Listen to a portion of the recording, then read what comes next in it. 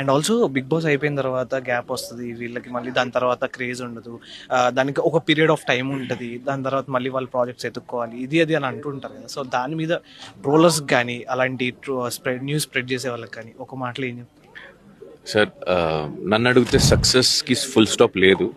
ఇప్పుడు మీకు 100 కోట్లు ఇస్తే మీరు 100 కోట్లు కాగరు, 1000 కోట్లు చేద్దామని చూస్తారు, 1000 కోట్లు వస్తే కోట్లు చేద్దామని చూస్తారు. So success is just a comma, it's not a full stop. ఒక బిగ్ బాస్ అనేది ఒక నా లాంటి ఆర్టిస్ట్కి లేదా నాలాగా చాలా మంది గెలిచిన లేదా బిగ్ బాస్కి వెళ్ళిన వాళ్ళకి ఒక స్టెప్ పుష్, అండ్ అక్కడికి ఆగిపోవడం లేదా అదే లాస్ట్ అదే సక్సెస్ అని అనుకునే వాళ్ళు మీరు తప్పు అనుకుంటున్నారు. బికాజ్ డైలీ మనం అన్నమే తినాలి, కడుపు నిండుకోవాలంటే మనం కష్టపడాల్సిందే.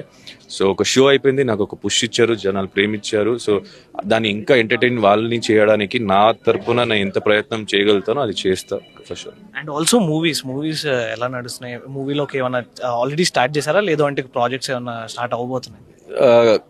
Movie start అవ్వబోతున్నాయి.